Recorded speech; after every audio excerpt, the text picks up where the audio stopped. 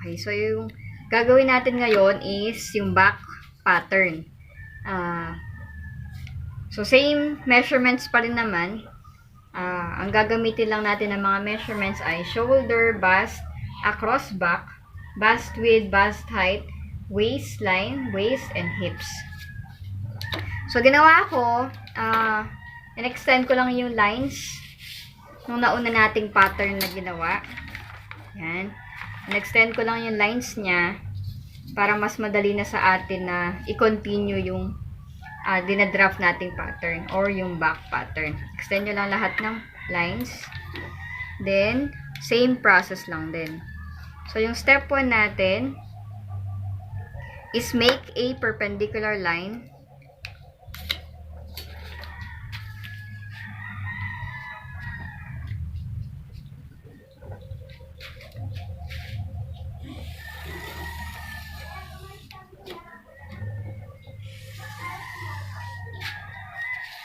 And mark the corner as point A.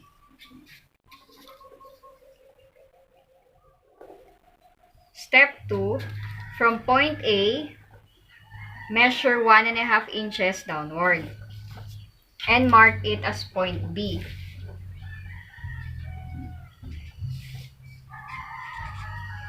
And then extend point B sideward.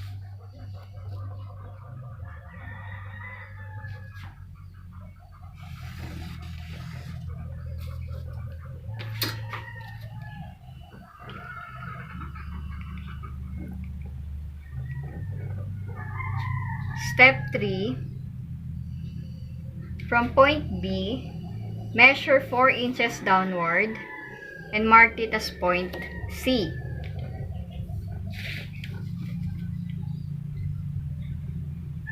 Inches. And then extend point C sideward.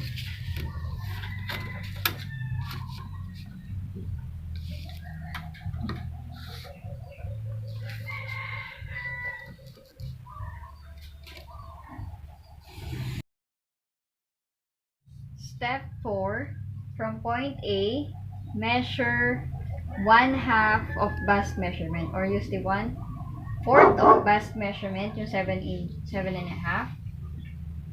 Measure lang tayo pababa. And then 7.5. And mark it as point D.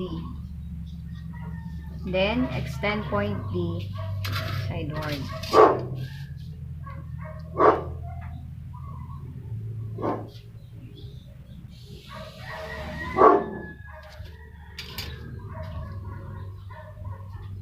Step 5, from point A to point E, use the measurement of waistline.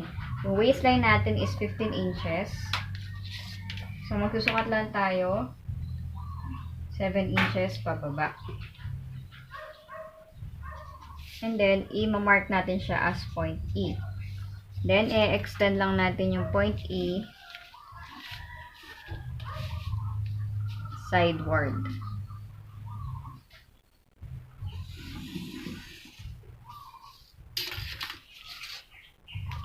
Then, step 5, from point E to point F, measure 7 inches downward. Measure lang tayo 7 inches. And then, i-mark natin siya as point F. Then, i-extend lang natin yung point F sideward. Same lang dun sa ginawa natin sa front.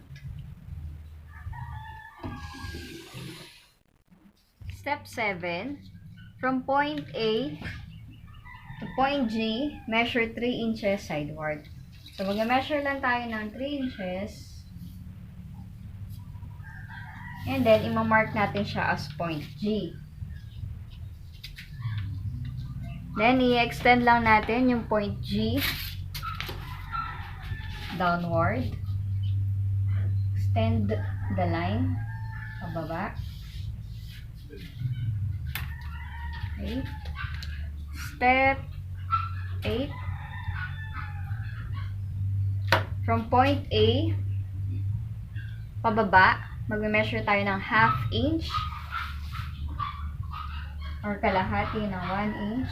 And imamark natin siya as point H. Then, i-extend lang natin yung point H sideward.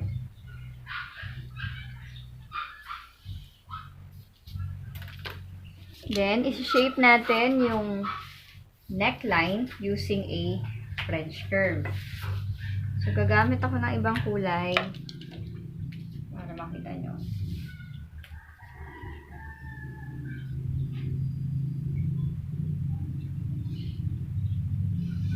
So, ang goal natin is makonect natin yung G and H. So, yung position ng French curve natin is pa ganito. Kasi kung pa ganito, masyado naman, hindi siya mag-limit. No? So, kailangan ganyan. Okay, basta mag-limit sila. Then, step 10, from point B to I, use the 1/2 measurement of shoulder. So, yung shoulder natin is 7 inches. So, from point B, measure tayo 7.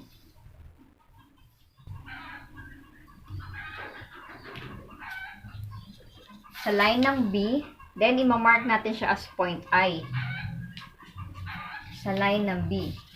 Then, i-connect lang natin yung point G sa I using a ruler o kaya naman L-square. Basta straight siya dapat pag kinunik. Step 11, from point C to J, use the 1/2 measurement of across back. So, yung across back natin is 13 inches. Gamitin ko yung kalahati niya, 6.5. So, na-measure lang kayo ng 6.5. And, i-mark nyo siya as point J. Okay? Then, i-connect natin yung points I and J using a French curve. Gamitin nyo yung part na medyo straight siya. Hindi siya straight, pero hindi rin siya sobrang curve, no? And then, step 12, from point D to K, use 1/4 of bust measurement. So, this time, hindi na natin kailangang mag-add ng 1 inch kasi wala namang breast sa likod natin, no? So, flat lang siya. So, ang bust measurement natin is 7.5. So, as is lang siya, 7.5 lang na gagamitin. No need to add allowance. And mark it as point K. Okay? Then, shape na natin yung J and K using a French curve. So, basta mag-meet lang sila. Yun na yun. Okay? Pa-arc lang siya ng konti. Step 13. So, from point E, dito naman tayo sa line ng E. Use 1/4 measurement of waist. So, yung waist natin is 26.5. Ang 1/4 nun is 6 5/6 plus 1 inch.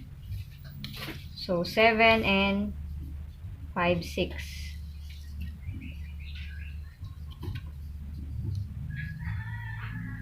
Okay, and then, imamark lang natin siya as point L. Okay, bakit siya may plus 1 pa rin doon? Kasi meron pa rin tayong darts, kahit na nasa back part. So, i-connect lang natin yung points K and L using a hip curve. Ganito yung position ng hip curve natin. So, bakit hindi ruler? So, sabi kasi ng teacher namin dati, wala naman daw katawan na diretso. So, kailangan medyo may konting shape pa rin siya. Next, step 14. From point F to M, 1/4 of hip measurement. Ang hip natin is 33. So, 8 1/4 ang 1/4 niya. So, measure lang tayo, 8 1/4. Hindi na kailangan mag-add ng additional. So, as is lang siya. And then, mark it as point M. And then, i-connect natin siya using a hip curve. Ganito naman yung position niya.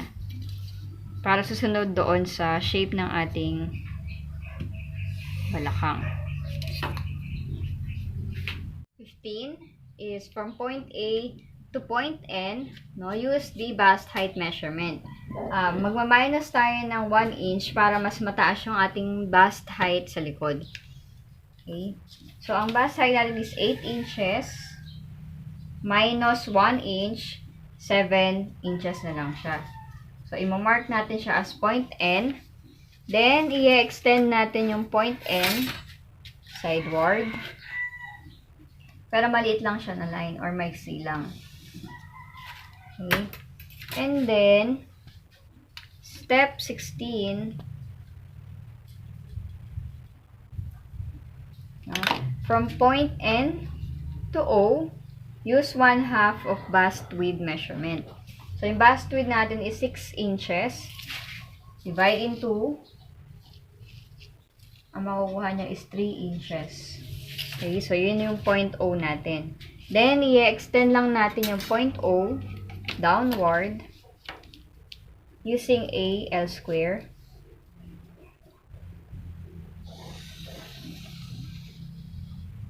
Okay. In-extend ko na siya hanggang doon kasi mamaya meron pa naman tayong extension dito. So, para diretso na lang siya.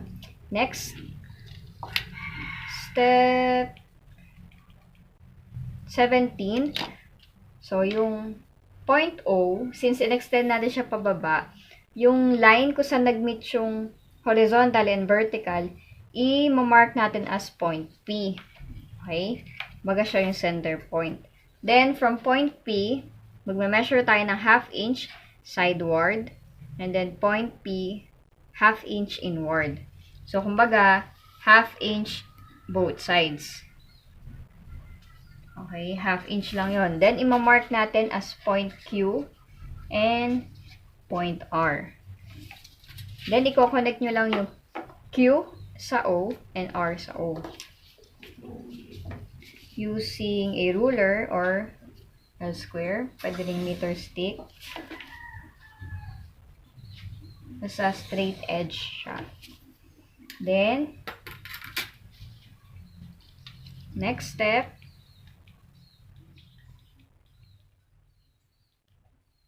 step 18, from point P, measure 4 inches downward. So, ito yung sinasabi ko mag-extend tayo mamaya. Measure lang kayong 4 inches. Then, i-mark nyo siya as point S. Okay? Then, i-connect nyo lang yung S sa Q, S sa R.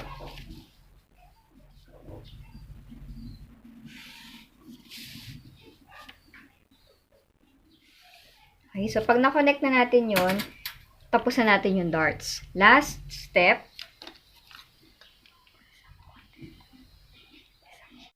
So, yung last step natin, step 19, from point M, ito pala yung M natin, hindi ito yung M natin, ito yung M natin. From point M, measure tayo ng 1 cm upward. Ayan. Then, i-mark natin siya as point T. Okay? Then, i-connect natin yung F sa T using a hip curve.